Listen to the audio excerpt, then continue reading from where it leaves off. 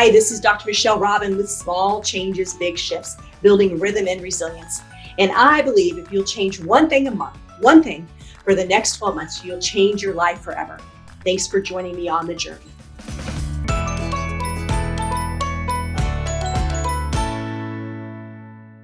Well, welcome back to Small Changes, Big Shifts, Building Rhythm and Resilience. As many of you know who've been following this series, we started on April 6th. Hard to believe it's been 6 full weeks. And I kept hearing as the beginning of COVID started that I was going to have to find a rhythm to have resilience during this reset. And so a lot of people joined me. I called my friends and said, hey, would you consider being on our show? And we did a Motivational Monday and Total Health Tuesday and Wisdom Wednesday and Talk Story Thursday and Fun Friday. So today we're wrapping up the series with Fun Friday with my friend Tess Masters, and I'll tell you more about her in just a minute. So that we did that in April. We did 20 shows in April, and what I realized over the last week is that it probably saved me from myself. Because when you're got idle minds and you can go down the rabbit hole of negativity, and by having this opportunity to share with some of you, that it helped me really shift that. And I would like to tell you that my team started out just doing those 20 shows. And then, of course, you know, I threw a monkey wrench in that. And then we added another, Eleanor, 6 or 8 shows. I don't even know. We did Motivational Mondays and Fun Fridays because I had to go back to work, or I got to go back to work. And so in doing that, we've not probably figured out the whole communication piece. However, I know many of you are watching this post production. So feel free to give us a shout out and let us know. And we're going to get this down because we're shifting things up. Starting next week, I'm actually wrapping up my podcast, Small Changes, Big Shifts. Hard to believe we're in our 73rd episode. And I'll be doing a show on this Sunday because it comes out every Sunday. And then we're going to start Wisdom Wednesdays. And we have a very fun guest for you next Wednesday. And those of you that are joining us live, you'll actually get the show a week before everybody else. And so you'll have to stay tuned. I'm this close to having a very cool guest that's new to me, but someone sent it to me this week and I just fell in love with him right away. So today I want to start with a great quote. And this is perfect for our guest today. I'm going to look over here at it because I don't have it memorized. And this is perfect. I'm going to try not to get choked up today, but it is Fun Friday. And you know, fun, family, friends, all the F word. When I reflect on my family and friends, I'm lifted up in celebration. That's Maya Angelou. And we think about my guest today, Tess Masters, the Blender Girl, and her healthy fast food have been featured in LA Times, Washington Post. I've got to read this long bio. In Style, Real People, Prevention, Family Circle, Vegetarian Times, Thrive, Today.com, Prevention.com, Shape.com, Glamour.com, among other publications around the world. Tess has also had numerous media appearances, including Today's Show, Home and Family, Fox, WGN, Reluctantly Healthy, and many others. I did chop off a bunch because I wanted to get to our interview. In high demand as a spokesperson, presenter, and recipe developer, Tess collaborates with leading food and lifestyle brands away from the blender. Most of all, Tess is a phenomenal friend, and I got the word celebrate from you, Tess. So I'm not sure if you got a chance to listen to some of the shows, but I use some magic words because I'm a word nerd. Celebrate, guide, connect, which provide hope.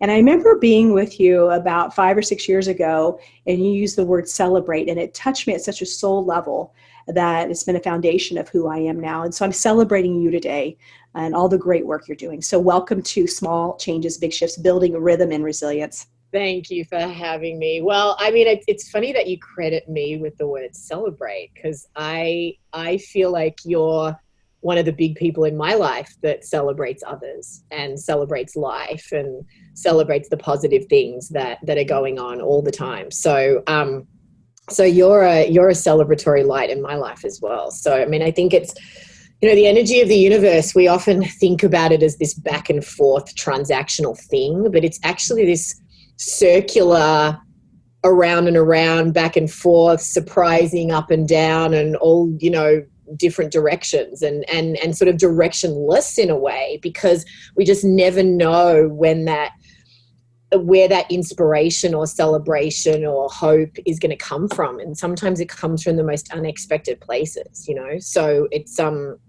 yeah, I mean, I remember being on your podcast ages ago, and it's so, I actually love the term, you know, small changes, you know, to big shifts. I got that from you. So, I mean, you know, we pick up nuggets from all of the people in our lives, don't we? And sometimes it's people that you never see again. It could just be someone you're sitting next to on a plane. That happens to me a lot.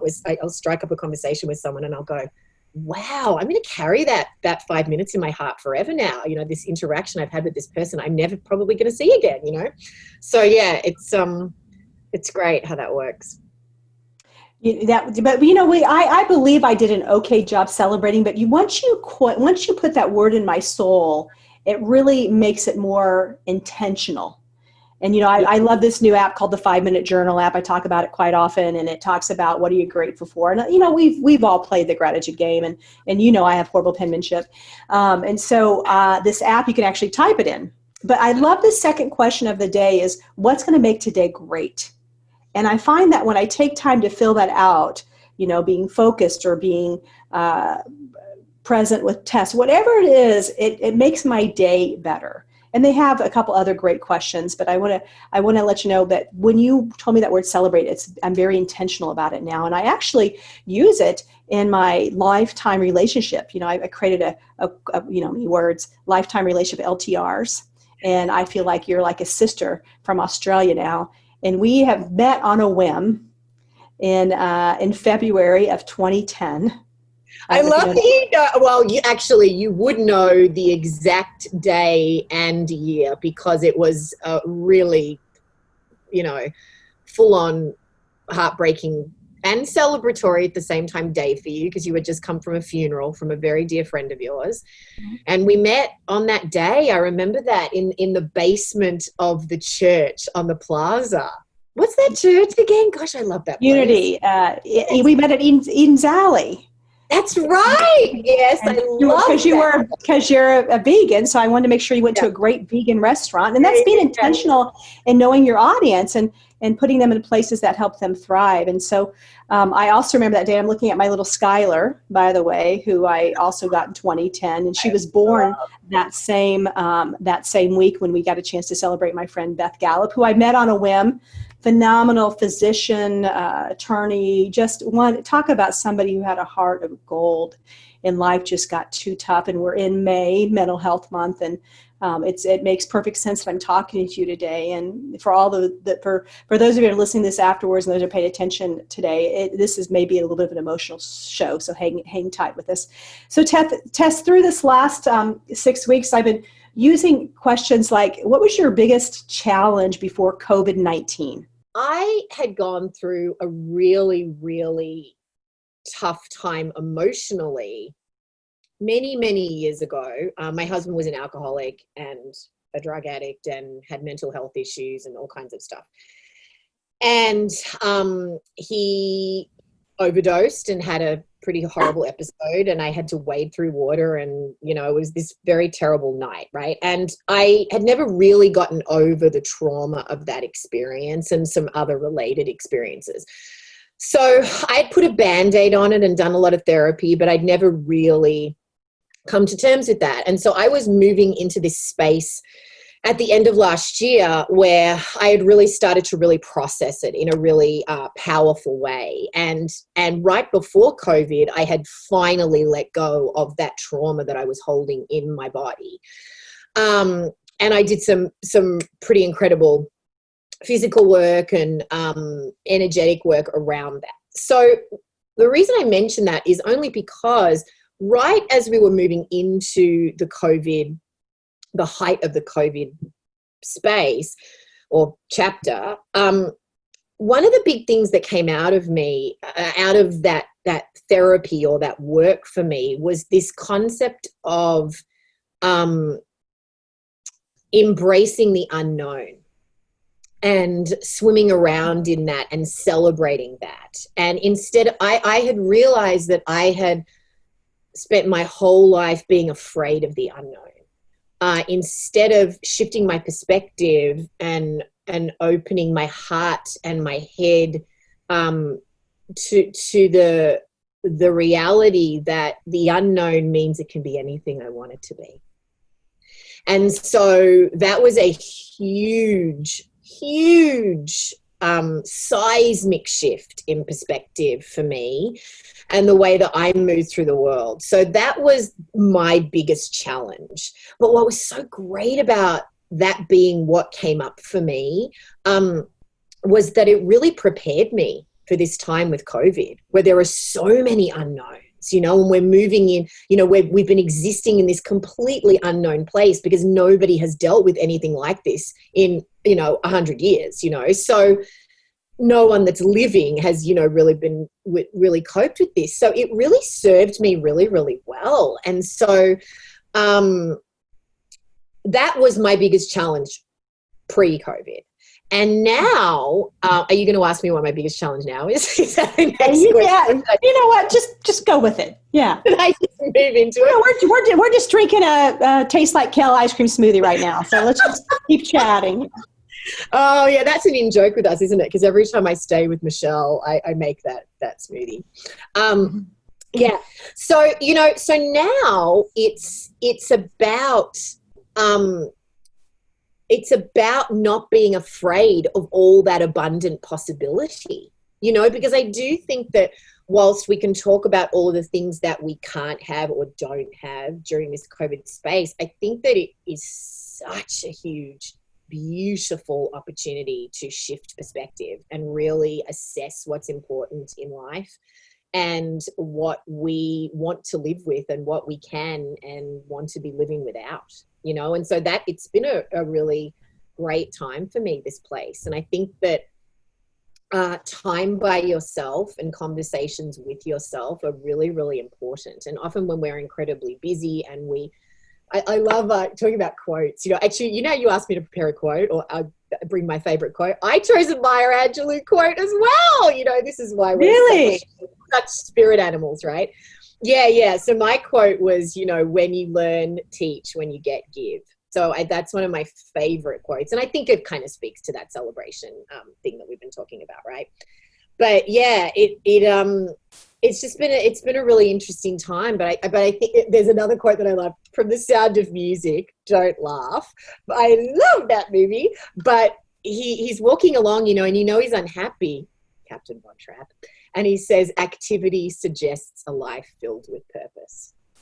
And I've never forgotten that quote because I think that we can busy ourselves and create a lot of noise in life that often distracts us from the conversations that we need to be having in silence. And I think that sometimes those conversations are difficult to have, where we have to be our own guide as to what voices we listen to and what voices we need to shut out. And I have a lot of different personalities swimming around in there.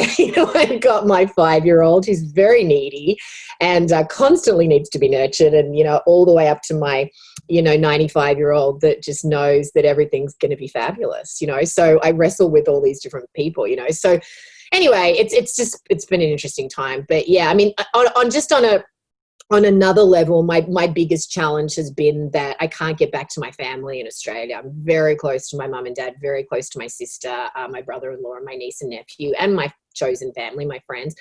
And, I've lived in America for half my life, and we've lived overseas in many different countries and always taken, spur of the minute spontaneous travel as something that's just a given right, and something you can just do. And, there's 8 flights a day from LA to Melbourne. I can just hop on a plane and be there in, 20 hours or whatever.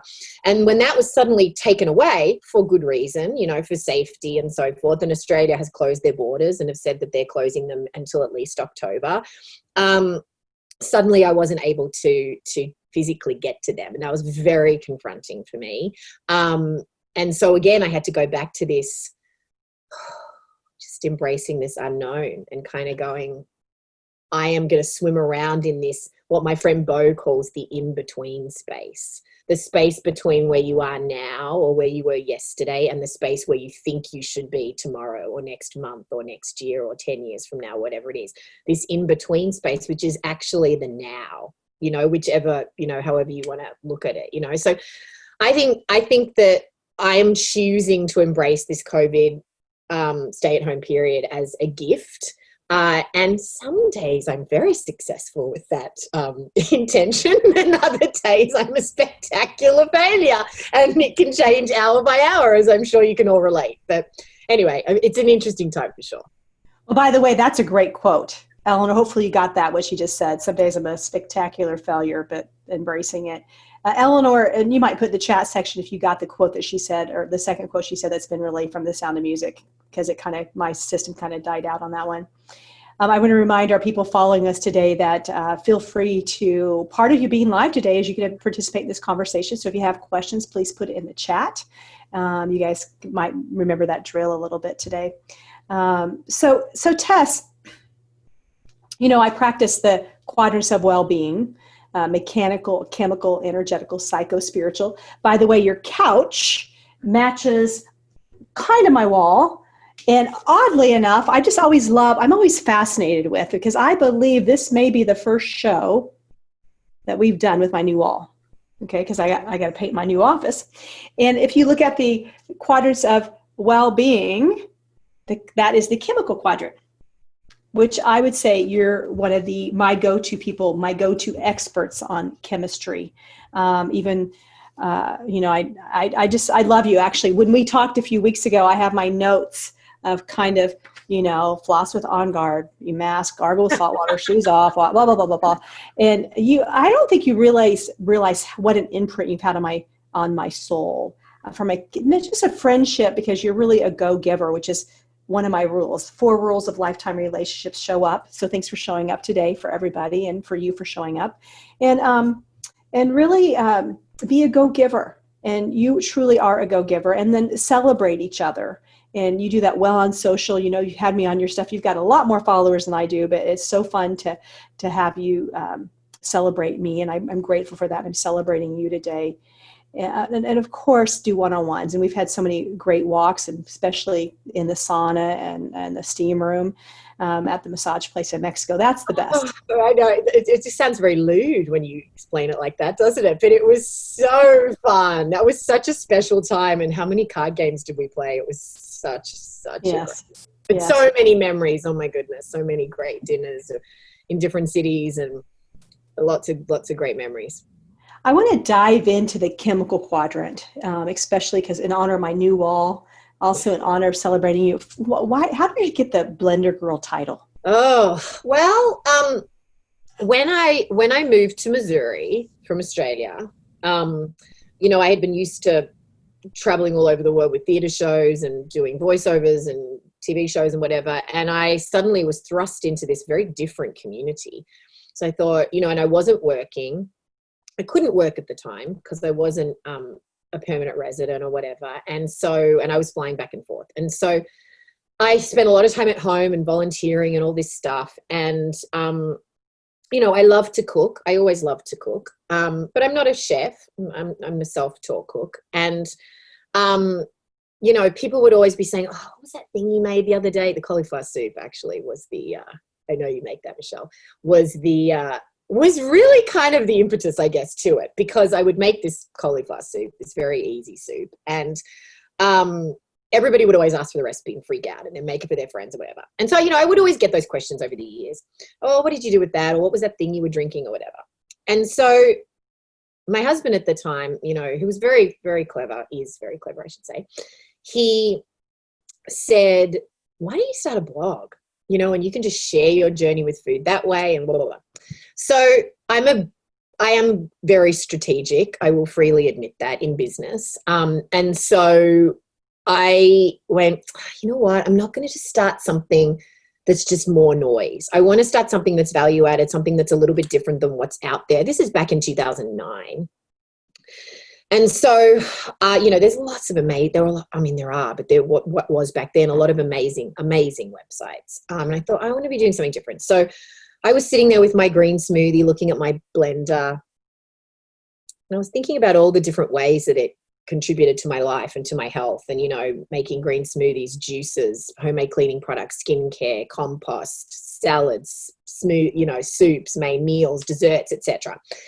And I thought, So I started searching, and there wasn't really anything beyond smoothies, or juices. And so as I started to research over a year-long period, you know, what I was going to do, the more I researched blending as a method of food prep, it very quickly became a metaphor for how I lived my life and how I think we all live our lives, whether we want to use that terminology or not. You know, we blend different notes, flavors, philosophies, cultures, work, loving relationships, hobbies, so forth, to find our perfect blend for health and happiness. Some people call it their perfect pieces of the pie. I know, Michelle, you have all kinds of words for this. And so I started this website, and at the time also, you know, I'd really researched the food space, and I'll be totally honest that I saw that juicing and blending was going to trend very heavily, and it did way back when. And I really rode the crest of that trend, you know, and that's how, you know, really very, very, very quickly, I think it was 3 months into starting my website, I got into, you know, invited on a lot of media shows, and I, you know, was flown out to San Francisco to do some stuff. And then that's how Vitamix found me. And then Penguin Random House, I got my multi-book deal with them, and, you know, the rest is history. But it grew very quickly because it happened to be trending, you know. So I started asking people, you know, when I started the website, you know, what's your perfect blend? And, you know, one email turned into 5, turned into 10, turned into 50, turned into 500, turned into 5,000 a week, and here we are. So it's kind of become this behemoth at this point. But yeah, I mean, that's kind of the short version. But, you know, the other part of it is, and I know you know my story really well, we've talked about this, but I grew up on a really conventional meat and 3 veg diet. You know, we were omnivores with a dilemma before Michael Pollan made that famous. But my mother made, you know, really beautiful home cooked food from scratch. And we traveled all over the world and homeschooled a little bit for about 3 months every year. And we had this very, very interesting life as I was growing up. My parents are pretty amazing people. I know you know them really well, Michelle. And we had to try everything. We couldn't say that we didn't like something unless we had tried it. And then if we tried it and we didn't like it, then we didn't like it, you know. But when we came home from our trip, we would try and recreate all these things that we had tried all over the world, and, you know, talked about different cultures. My mother speaks 7 languages. You know, she's very, very thirsty, incredible person. Anyhow, so I grew up that way. And then when I was a teenager, I was just plagued with extreme lethargy. I just always wanted to take a nap at around 2 o'clock or 3 o'clock or 4 o'clock every day. And I'm a very naturally energetic person and really positive, but I was so tired. And so I was also a voracious reader. And I used to read medical journals and, you know, all of this interesting, you know, stuff in the space like Dr. Tess, you know. And so I suddenly came across this thing called Epstein-Barr Virus. And I went, oh, I've got all those symptoms. So I went to my mum and I said, Mum, I've got this. I know I've got this. And she goes, oh, Tess, you do not have that. You are a hypochondriac, you know.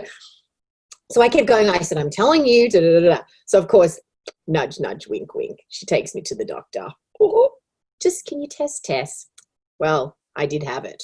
So, or I should say I have it. So I did have Epstein-Barr virus, albeit a very low grade of it. So that was the turning point for me with my journey to the Blender Girl, if we go right back. And so my mother took me to a naturopath back then, which was, you know, gosh, 35 years ago or something. So I was very hippy dippy back then. You know, now it's very mainstream, all this integrative medicine stuff, which is fantastic. But the naturopath suggested that I give up gluten and dairy. And I'm not a celiac. I'm not lactose intolerant, but I do have a mild intolerance to those things. And so I embraced it because I was so desperate. You know, the pain, you know how we say the pain wasn't bad enough, and then the pain gets bad enough and you got to make changes. So I was so desperate to feel better and have more energy that I went, okay. And within a matter of days, you know, and I know you're gluten-free too, Michelle, so you talk about this a lot, but gosh, wow, did I feel better. And that really was the beginning of this concept of food as medicine. So of course, because I'm type A, I went extreme. So I dabbled in everything, you name it, you know, Chinese yin and yang principles, Ayurvedic philosophies. I was a vegan. I was a raw foodist. I was Pritikin. Oh gosh, it went on and on. I was grain free. I was this, I was that. It was ridiculous. Labels, labels, labels. I hate them really. Anyhow, I really was one of those annoying people that found the answer every 6 months and tried to recruit everybody that they knew. And finally, my dad, who I love, who thinks really I'm fabulous, you know, so he very rarely says negative shit to me. And so he sat me down and said, we are exhausted. We're done.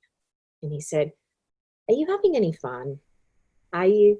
Because we're not having any fun watching you order, watching you starve yourself, watching you explain to the waiter for 16 minutes how you can't have this and this and this and this, and can they put this and this and this on it. And food should be fun, right? Don't you think? Oh, and it just came at exactly the right time. It's such a simple thing to say to somebody, just like you talking about me, you and I talking about celebrating, right? And then, funnily enough, you know how the universe gives you a nugget and then it just keeps getting reinforced once you open your heart and your spirit to it. And it's like the universe is just giving you signs everywhere, and they were always there. You just are more attuned and you're seeing them and listening to them, right? But it feels like you're in some movie where, you know, the heavens are opening up and everyone's telling you what to do, you know? And so I had this chance meeting, you talk about meeting on a whim, with this guy called Stephen Akoof. He's fabulous. And he also had a macrobiotic background like I did. I had done macrobiotics for 10 years because that was the thing that made me feel the best at the time all those years ago.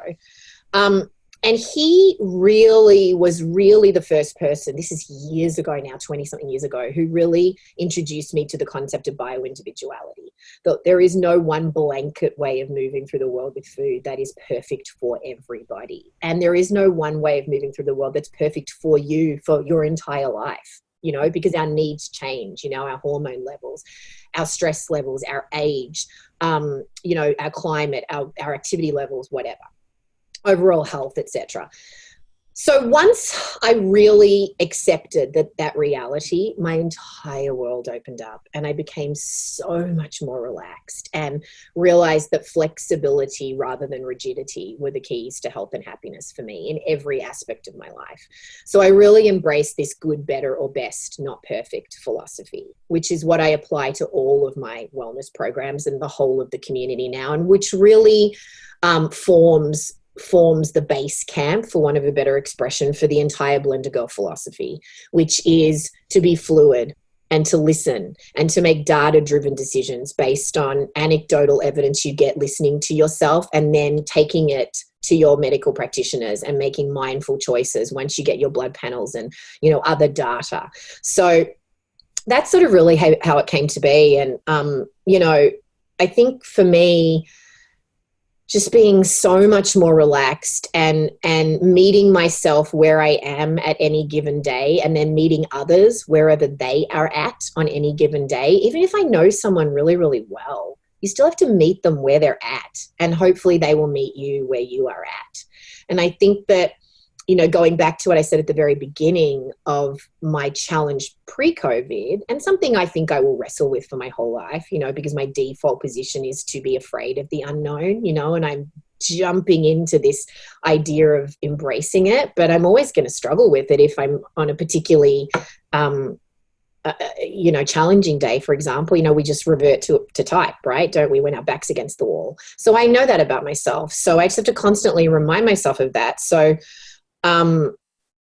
it's all a process. So because I want to be gentle with myself, I also have to be gentle with everybody I interact with, you know, and everyone is on a different journey, but we're all on the same journey, right? We want to be loved and known. That's what everybody wants, right? Whether they're cognizant of it or not, you know. And I know you know Scott really well, Michelle, you know, this is my former partner of 10 years, and he's a great storyteller. And, you know, Aristotle says that there's all these stories, right? And when I met him, you know, we were talking about stories, and whether you're an actor or not, I think it's relevant with what we're talking about now, you know. And he said, well, I'm going to challenge that. He said, I think there's really only one story. It's the search for redemption, whether we're cognizant of it or not.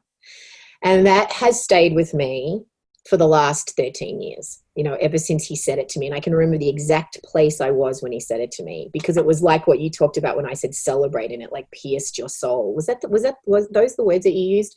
That's what happened to me when he said that. And it's really powerful. So I'm glad I remembered it came to me while I was thinking about it right now, that I think it's a really good one, you know, that we actually all do, because we are in such a divided place right now. In America, but in other parts of the world as well, just to know that we are more similar than we're different. So that's another thing that I need to be gentle with myself, at the moment when I see things around the world and I go, oh, no, this is really serious or whatever, just to meet people where they're at, whether I know them or not, So, yeah. That's the most long-winded answer you've ever had from a guest ever. No, I think maybe close. But it does, I want to tell you, I have 0 notes here, by the way. I had your bio and that's it. And so I'm just having a conversation with you. I have notes of myself or reminders. But you said 2 things that really stick with me. And one was at the very beginning of your long-winded answer. Of your answer. Was that, I'm just razzing you. No, I don't mind. It's true. I have squirrel brain. You know that. Every time we're on something together, I just go for it. Well, you said kind of focus on what you can, and then what you can't. And that was a word that came to me in the beginning. I kept a little sheet, and I have it on my other desk over here, of pearls of what I'm continuing to learn through my mentoring program, which you also spoke at the Hellsborough Mentoring Program, is thinking about what are the pearls. And one of those times is, what I live in America, and most of our followers are in America. We have some out in the UK and a few in Australia, but we're pretty privileged. First of all, I can get on Zoom and talk to you in California. It's like I'm next door to you, but I'm miles apart. I am able to go for a walk. Different things like that. My niece just got back. My niece, Lindsay, got back a couple weeks ago from Peru. She was there in lockdown for 8 weeks, and they couldn't really go outside. They can only grocery and doctor. Couldn't go outside, and the police kind of got a little corrupt, and it was pretty scary times. She had some medical issues, and the good news is we got her home. I think it was a little pricey, but we got her home. So you realize when people tell you that stories of how blessed we are. So focus on what we can, not what we can't. The other thing you said is you brought up Scott. Thanks for bringing up Scott. He's just a lovely soul. And I had this experience of going out to California with Scott, who's, by the way, Scott and Tess both are leaders in the voiceover. Probably, what is he, the #1 voiceover artist? Is that, yeah. Audiobook narrator. Yeah. He's the most prolific narrator on Audible. We're talking about Scott Brick, sorry, if you're an audiobook fan. Yeah. So Scott and Tess invited me out to their home in LA, and I got a chance to record my book. I want to tell you, probably more stressful than COVID, but I learned a lot, and I'm grateful. And so for those of you that are on the call today, Eleanor, let's get that from Zach, and let's give everybody the audio version. And now that you know Tess, you can kind of laugh through it with me. We'll also give you the actual book version, the e-version. And the reason why is Tess used a magical word here that I want to pull out of her answer. She didn't say it exactly this way, but this is what I heard. Tune into your own well-being. We're all bio-individuals. I can't tell you if corn or peas or spinach or gluten or dairy are bad for you.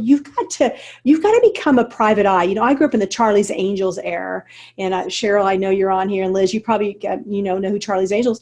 And you think about how can we be a private eye? This is this amazing gift that we are giving our well-being and our health. And how do we look at what people serve us and what food serves us and what bed serves us and what thoughts and what TV shows. And so I would want to have you dial in that book, and there will be a section in there about kind of tuning into your well-being from those 4 areas. And we'll put that in this as a gift to you, because we all are connected. And the healthier you get, the healthier I get. And the healthier Eleanor gets, the healthier I get, because we're in this journey together, especially because we're a tribe. So Tess, we're going to my listeners here, this is a great time. If you have questions, now's the time, because we're going to start to turn the show. And as I turn the show, what are the top 4 things you're doing? We're going to go to the word guidance now. What are the top 4 things you're doing during this time of COVID, little c COVID? Okay. It's not going to be big C. It's going to be little c COVID. That damn big C COVID. It's little c COVID. Cheryl, I know you're big C. Okay. I got Cheryl here. So what are the top 4 things you're doing differently now? I think that the first thing is I'm staying in the moment, which we've already talked about that I struggle with. So I'm being more mindful and intentional. We try and do that every day, but I think it's most important. But I think that the biggest things that I think are to sleep and rest as much as possible, because we know that that's the #1 way that the body regenerates. and restores and stays healthy. And I think that when you are well rested, you have quality rest and quality sleep. And I think often we think they're the same thing, but they're not. So Michelle, you and I have talked about this a lot, where we're always on the go. We're always looking at the next thing. We want to, we're big achievers. We're type A personalities. And so we don't rest enough. We sleep, and we're good about going to sleep early and that kind of thing, but we don't rest as much as we should. You and I have talked about that a lot in Mexico, where we were resting, and it felt really, really good. So I think getting quality rest and sleep is a big one. Moving and exercising. And again, I don't consider them to be the same thing. They're interconnected, but they're not the same. Connecting. I'm finding that I'm mindfully connecting with people more than I did before. Like, I'm very, very conscious about reaching out to the people in my life, but making sure that it's funny, connection and bonding. It's interesting with social media, right? We feel like we're really connected with people, but I feel like we're less bonded, on those platforms, right? So actually connecting with people in a meaningful way. Like, so I've got this thing where I reach out to someone in my life that I haven't spoken to in a really long time, every day at the moment, just to see how they are. And particularly if I know that someone lives alone, I think that's a big one for me. And I think the fourth one for me would be, I'm going to go back to it, is swimming around and embracing the unknown, and what are the possibilities and the potential of this time to reframe things and to open a different perspective about things. So those are my four. Well, you've done a great job of things we've talked about the last 6 weeks, and my top three would be probably sleep, water, and gratitude. And I love the 5-Minute Journal app. Hopefully some of you have either bought the actual book, the 5-Minute Journal book, or gotten the app. Tess, if you've not seen it, and Eleanor put it in the show notes here, but it is a wonderful app. Those 5 questions, what are you grateful for? I'm grateful my legs work. Sometimes I ask people, what are they grateful for? And they're like, nothing. I'm like, you walked in here on your own 2 feet. You could see, you could hear. The other one, I just lost my train of thought, which is really rare that happens. There's so much goodness here to share today as we continue to shift through this. So sleep. So 5-Minute Journal. Next question is, what am I going to do to make today great? And I think that intention, where your intention goes is where your attention goes. And that way you said, I'm focusing on that. So that's awesome. And the third question is an affirmation. I am well, Mark, instead of saying, you know what, I'm stressed. I've got whatever. You say, you know what, I'm healthy. I'm heading in the right direction. I'm taking steps to whatever the I am is. And they ask 2 questions in the evening. And I want to be totally transparent that I don't do these 2 ones in the evening because I'm more interested in posting my quote at that time. But I love the thought, what was amazing today? Tess, when I think about today, I'm heading to the lake, which you know about the lake house, is I'm going to be reflecting on how much I appreciate our friendship. And the last question is what would have made today better? And so that's that gratitude. It helps you be present. It helps you be stuck here in the unknown. So it covers that. So we sleep and connection. And the first connection has got to be with yourself and your spirit. And then really thinking about move it or lose it. Motion is lotion. And then of course, being intentional with this uncertainty. You know what? It's interesting. You said nothing about food, and you're the blender girl. Yeah, I guess I should have, shouldn't I? What's interesting though? Like, when I said, what are we talking about? You said, oh, we're just going to freeform it. So I didn't think I do a lot of interviews and I never think about what I'm going to say. I just say whatever I'm saying in the moment. And that is when I'm the most in the moment, actually, which is really great, is in my work, whether I'm doing a live or a presentation, or I do a lot of Zoom calls, as part of my programs. I never really prepare anything. I kind of just talk about stuff, Liz will attest to that because she's been a part of lots of my programs now. And Liz came to me through you, Michelle. So thank you, because Liz is such a beloved member of the Blender Girl and Skinny 60 and the Decadent Detox communities now. So that's great. It's great how people come to you, Yeah, look, it's funny, I just took that as a given. Isn't that terrible? That's a bit terrible, isn't it? Because I want you to hear, I'm not judging it. I want our people to know that here you have one of the leading experts in the world on Tess, you are, and I've been around this space a long time.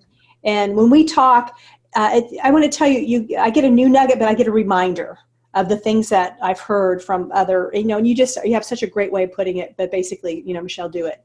And not quite maybe that pretty of words, but anyhow, so I just wanted to make note so everybody knew what you were focusing on, and you're this foodie. Yeah, sorry. Yeah, I was it's great that you pulled me up on that though, because I've been eating well for so long now that I just take that as a given that that's something I'm doing, right? So for me, it's not a challenge for me, because more for me, I'm always working on my mindset and my intentions and other parts of wellness, because the food is where I'm the most disciplined. So yes, let me correct that, because if food is where you struggle, or food or eating well or eating better, I should say, is where you struggle to achieve better health. Yeah, so let's talk a little bit about that. So yes, hydration is a big one. So I love that you're talking about hydration. And I think it's really important to note with hydration that it's not just about drinking water or drinking water-based beverages. I think that we often forget that hydration comes from eating high water content raw foods. So when we're cooking foods, we're ostensibly dehydrating them to varying degrees. And the more we cook them, the more we remove the natural water from them. So not that there's anything wrong with cooked foods, because obviously that cooked foods have a strengthening quality. Some nutrients are more bioavailable, more absorbable by the body in their cooked form. So I think that that's why I'm a big fan of eating a portion of a balance of raw and cooked foods, and eating foods raw and cooked, right? So broccoli is a good example.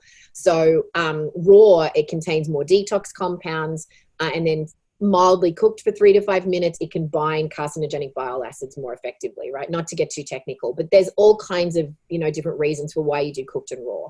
I do think though that a good strategy, not to be extreme, is to eat something raw with every meal. It's just a good strategy, right? Whether that's a little mini cucumber, whether that's a little side salad, whether that's a stick of celery. It could just be something very, very small in the beginning, but getting into the habit, if you're having a cooked meal, eating something raw.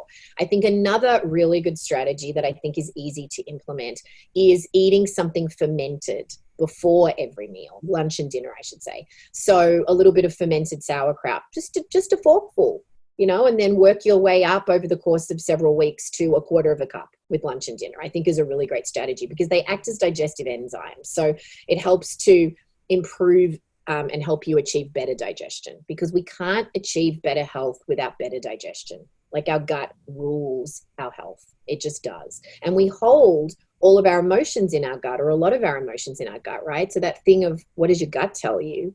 It's a phrase and a cliche for a reason, right? Because our gut has a lot to tell us about our health. And so, and I think if we're going to be really simple, the last thing I think is, no matter what your dietary stripes are, whether you are paleo, vegan, gluten-free, an omnivore, keto, all these labels, it can sometimes be very confusing to know what the right thing to do is, right? Because the paleos want to tell the vegans they should be eating meat. The vegans want to tell the paleos that animal products are death, and all this crazy stuff, right? But the one thing that everybody agrees on, pretty much, no matter what doctor you speak to, no matter what medical practitioner, what diet craze, whatever, is that non-starchy vegetables are good for us, and we should be eating as many of them as possible. So I like to add the 80-20 rule, which is the composition of your plate. I think a good strategy is 80% non-starchy vegetables, including leafy greens, and 20% other whole foods, whether that be clean animal or plant protein, nuts, seeds, grains, whatever you choose to do, right? I think that that's just a really good general kind of formula to stay healthy, and just eat foods as close to their natural state as possible, and buy as high quality as you possibly can, in terms of availability and budget. And I think those are good little strategies that anyone can implement this week. Well, and also be gentle with yourself, that it's a process. And I liken it to, let's say I had the ability and I wanted to become an Olympic swimmer, I would have to train. I wouldn't just become that tomorrow or today. I would have to train, and I would have to gather my skills, and I would have to hone my skills, and I would have to put it into practice day in, day out in order to get to that goal. I think that healthy eating is very much that way. It's a skill that we acquire, and it's a discipline that we acquire over daily repetition, just like any other skill that we acquire, like you studying to be a chiropractor or someone studying to be an accountant or whatever it might be. We have to put that practice in, and we have to repeat, and keep honing our skills. And I think that's the same thing with healthy eating. And I think we get into this trap of, because we just eat for sustenance, we eat breakfast, lunch, and dinner pretty much every day. We think it's just something that we just should be able to do. So we beat ourselves up when we don't do it perfectly, when actually it's something you have to practice. So just be gentle with yourself. Well, it is Friday, and Fun Friday, and I say Friday stands for French fries, and I love French fries. I do too, and we've eaten them together many times in the car. Yes, we have. So just want you to let y'all know that. I thought of the word when you said it's a process, and so it's a process to get less processed. Right. Like that. It's a process to get less processed. Just pull that out of somewhere. I like it. So Fun Friday. So so right now I'm actually drinking some lunch. I just got done seeing patients and came here to have this chat. And then I'm loading up my little puppy and my food for tonight and heading to the lake. But I'm drinking a soup from Splendid Spoon. It's actually an apple puree. So I got onto Splendid Spoon and did vegan for about 30 days. And I remember talking to you, you said, you know what, you're not going to be a great vegan because you're blood type O. And so once again, you're having a rare treat today, somebody who has been key in my life. And yes, I've been around this space for a long time, but somebody who really I listen to, one of my go-tos on the chemical quadrant. Tess, and for all of you on the listening live today, we love to go to the next phase of our show. We're getting ready to wrap up. So please feel free to share any love in the comments with Tess. Tess, how can people connect? You mentioned something that Liz is doing with you, and you have some really practical tools, and you really kind of hold people accountable. I say shift, you may say shit, something like that. So yeah, how can they connect with you? Yeah, well, you can find hundreds of healthy recipes at theblendergirl.com. And the Blender Girl Facebook page is a really vibrant community of almost 2 million people that, people just want to share health, have healthy recipes or whatever. So there's also a Blender Girl Facebook community as well. In addition to that, I do Facebook Lives. So you can join them, and I just make recipes sometimes on the fly, like I did this morning, which was fun. So that's all free stuff that you can do. I've got some free cookbooks too. I've got a free weight loss cookbook, a free detox recipes cookbook, a free green smoothie guide, all this stuff that you can download from any of my websites. I've got 3 websites, theblendergirl.com, thedecadentdetox.com, and skinny60.com. So the Decadent Detox is something that I do with my friend Karen Kipp, who I met through Michelle at one of Michelle's anniversary celebrations, actually, years ago, that I spoke at. And Karen and I just completely hit it off, and we've all been friends ever since, which is amazing. So we started the Decadent Detox to help people detox and do quick, easy cleanses. So we have a free 1-day juice cleanse you can download from thedecadentdetox.com if you just want to do a quick, easy, simple juice cleanse and just see if juicing can help you. I think it's one strategy for health. I don't think it's the only strategy, but I think it needs to be done mindfully and in a safe way. And then we have a 3-day cleanse, we have a 7-day cleanse, and we have a 14-day cleanse. The 14-day cleanse is a live guided cleanse. So we're very big on supporting people so that people can be as successful, in inverted commas, and success has varying definitions. Help people achieve their goals is probably a better phrase for it. So we do offer a lot of hands-on support. So we have 7 live Zoom calls like this. There are daily emails, daily videos, all that kind of stuff. And we have about an 85% retention rate. So people who come, they never leave. I'm a little bit of a spider in a web, and people, and it's not just me. I think that you attract people that are like you, who have similar intentions and attentions. And so I'm very fortunate. I attract really beautiful people, and Liz is one of them. And it's a very, very nurturing community. And again, it's good, better, best, not perfect. So you don't get beat up if you're not perfect, or you don't get it all right, or you slip back, or you fall off the wagon. It's just not about that for me. And so maybe that is why the retention rate is so high, because it's a very nurturing community, really lovely people from around the world. So from the Decadent Detox, from the 14-day cleanse, people just wanted something more. And what tended to happen was, on these cleanses, it was pretty much the same results. People improved their digestion, and in part, they had better sleep, better energy levels. Their hormones shifted, their blood sugar levels recalibrated, their skin was glowing. It was a lot of the same thing, and they lost weight. So after that, I think 30,000 people or more have done our programs at this point on that platform.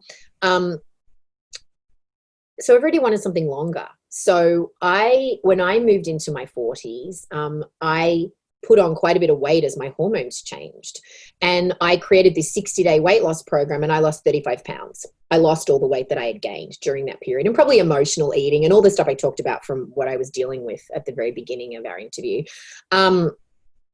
And I went, well, if this works for me, I want to see if it's going to work for other people. Well, it worked. And Liz, actually, I'm so happy you're on this call, because Liz lost 30 pounds in 60 days. It was crazy.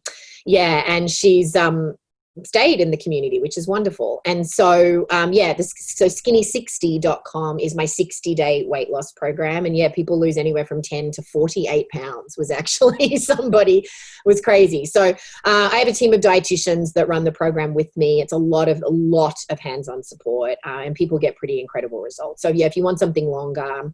So the next 14-day program starts on July, let me see, gosh, I should know this, on July the 17th. And the next 60-day program starts on July 13th. So both after the 4th of July, just giving people a chance to celebrate, and then do some different things. So yeah, the Skinny 60. And then I've got a cooking club. So thank you for posting that, Eleanor. The Skinny 60 cooking club. People on Facebook Lives, I love Facebook Live, but I can't see people like on Zoom, right? And you can't talk to me back on Facebook Live. So I had wanted to do this cooking club idea where everyone's in their kitchens at the same time, cooking the same recipe with me, like cooking classes. But I never had the time, because I was always gone, like you, Michelle, for sometimes 2 to 3 weeks out of every month. I was somewhere around the world speaking, presenting, consulting, that sort of stuff. And then finally I was at home more, that's another gift of this pandemic. And I went, I'm going to start this. Why not? And I'm going to make it really cheap, because I want to help as many people as I can. So we have such a lovely group of people, and everybody, hundreds of people are on these Zooms, and everyone's calling out going, my onions don't look like that. Oh gosh, it's so gorgeous. It's so much fun.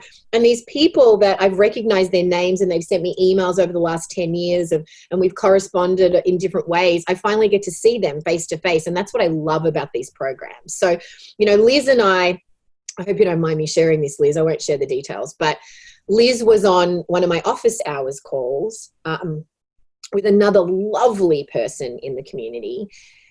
And we just had this 30 minutes together, didn't we, Liz? Where we shared some pretty personal stuff together, and it was so amazing. And it was another one of those interactions that will stay in my heart forever. And I kind of feel like Liz and Eunice and I are bonded in that 30-minute experience forever. It was really quite beautiful. And so, yeah, how do they fit on the screen? Exactly, Mark, they don't. So, it's impossible, right? So they're all really teeny tiny. So when I'm in my kitchen, I see everyone quite small.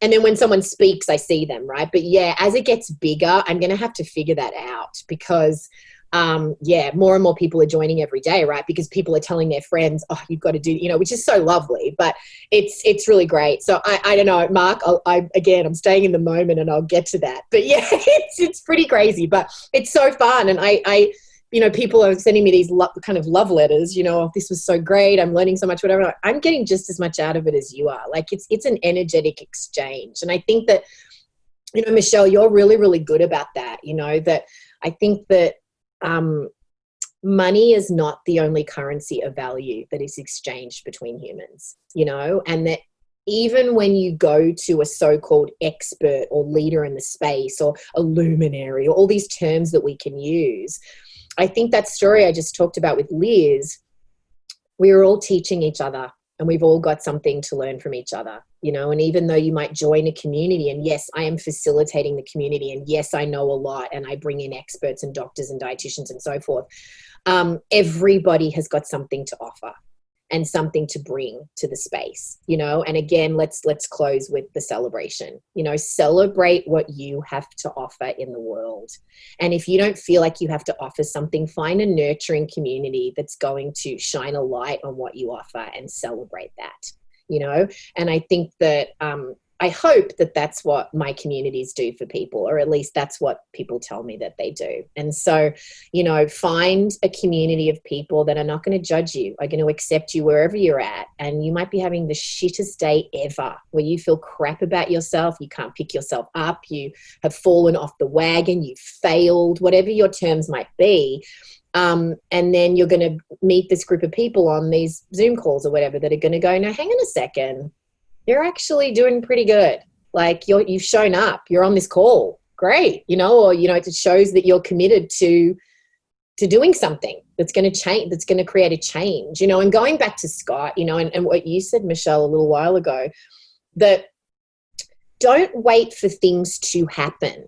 Right. I think in life we get into that trap of, oh, well, I'll do it when I've done this. I'll do it when I get to this place. I'll do it when I have this. And actually, the minute that you decide that you're going to do it, it's already happening. In that decision, in that mindful choice, it's happening. The wheels are already in motion. So just ride the wave and go with it. And sometimes, you know, we get into this trap of thinking that goals are linear and that you continue to take steps forward. And if you take a step back, that you're somehow failing or not achieving your goal. I actually think that the journey is a cha-cha. And sometimes you take a step back to take another step forward. In fact, you almost do, to keep in balance. You have to kind of rock back and forth, or side and side, or upside down and around and around. And actually, those so-called backward steps or failures are really, really a necessary, and I think one of the most valuable parts of the process. Because when you fall off the wagon, let's talk about food. Let's just use food as an example. Let's say you have been eating a lot of vegetables, you're detoxing, you feel amazing, you have all this energy. And then you go out and you eat all this pizza when you know you're intolerant to gluten, for example, and you feel bloated, you feel tired, you feel sluggish, you feel moody, you get teary, all these things that can happen, right? If you actually listen to that, it's such a gift, because you just go, oh, wow, that is such a powerful physical manifestation of what I do not want, and why I'm making these changes. And getting those reminders and those powerful reminders of what you don't want makes it very easy to get even more clarity, or a different perspective of clarity, or a different version or a different color of the clarity that helps to propel you forward, and sometimes even more quickly. So I think that's something we celebrate in the community is, oh, really? Feel like a failure? Woohoo! Let's celebrate that. Me too. Let me tell you about my cha-cha today. And actually, I've learned this, and now I'm going to start flying today because of that. And I think that it's it's Scott Brick. He's pretty hard to miss on Audible. You will stumble over him while you're searching for things, because he reads so many of the very, very famous books. And he is the most prolific and the most searched for narrator on Audible. But, you know, he taught me that, because I said to him when I first did my books, I said, oh, I feel like I've committed the greatest fraud in publishing history. I can't believe they've given me all these books and all this money and this huge book deal. And I said, oh, I've got to make this happen. And he said, you are making it happen today. You're making it happen. You know, it's happening. And it was, again, like you talk about the celebrate, like I talk about there's only one story. It was, again, one of those moments that really pierced my soul, that every minute is a chance to make it happen. I love the phrase, I can, I will. So going back to what you said, Michelle, just listening to some of the stuff you said of that thing of, yeah, I can go for a walk today. Yeah, okay, so I will. I think I can, I will is a really good mantra that I use every day. I've actually got a sticker on my computer. I can, I will. Seriously, I love it. Well, you have packed full this 60 minutes for our listeners today, and thank you for that. I want to, before I to officially wrap up the show, thank you to all of you joining us today, and I want to remind you that starting next week, we will go to the Wisdom Wednesdays, and we'll be live together, but that show will not officially come out on my Small Changes, Big Shifts platform until the 3rd of June. And we will be playing some replays of the last 26 or 7 episodes we've done the last 6 weeks. There'll be some replays to help get some other people in our community, because this has been a very intentional community. We didn't want to push this out to everybody. We want to invite people. And as we're figuring out the technology, hopefully we will be on maybe a Facebook Live, but we'll be doing it via Zoom. And thank goodness for Zach and Eleanor and who else? Oh my gosh, Lauren, who's actually in New Zealand right now, kind of by Australia. It's perfect fitting. So we'll be doing that. I want to say thank you to all of you for being part of my tribe. It's just a crazy journey, and just embrace it and enjoy where you're at. Love the people around you. And take some time. I know I'm going to take some time this weekend to kind of be unplugged and reconnect with myself. It's been a very fascinating 60 days for a lot of us. So consider joining me there. If you found something today that you want to share with your friends, please do. Don't feel pressured, but you help build this community. And how do we reach 1 billion people? That making small changes will lead to big shifts, just like Tess said in her journey, as well as in my journey. I feel free to invite them.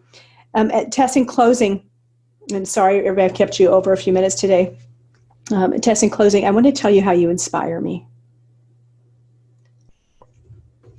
Told you to be emotional today. Inspire me because you've taught me how to really show up for people. And I knew a little bit how to do that, but I've amped up my game because of you. You inspire me because I asked you to come in on my 20-year anniversary, which I'm hard to believe I'm 28 years. That was 8 years ago now. You barely knew me a couple years in, and you said yes, and you flew out here on your own dime, and you showed up for my 50th birthday and made some cocktails for everybody, and a little private fun party we had, and you just continue, you joined me in Mexico so we could have a bitch session in the sauna or whatever. We had some bitch sessions in the sauna. So you guys love your people. And Tess, I love you. Thanks for inspiring us today. Thanks for walking the talk. I will see you soon. Maybe we'll have to meet halfway through a drive. And maybe we'll have to go meet one of our friends that we met. Maybe we'll go to Trudy and Cindy's in their fabulous house. And oh, that would be great. Because people are like, where do I stay? Anyhow. Thank you so much for joining me. To all of you, thank you for joining me. Hey, stay on the journey. It's well worth it. And just take that small change that will lead to a big shift that will build rhythm and resilience, not only in your life, but for the people that you love and care about. Bye, doll. Love you. Love you. Thank you. You're amazing. All right. Hey, heart-to-heart hugs, everybody. I sure appreciate you listening to Small Changes, Big Shifts. If you go to the website, smallchangesbigshifts.com, we'll have the show notes ready for you there. If this episode inspired you to make a small change that will lead to a big shift, please share with a friend. You can catch our episode on Apple, Google, Spotify, YouTube, and our website. And if you feel like it, please leave a rating or a comment. Be sure to subscribe so you can catch our episode next week. Blessings to you.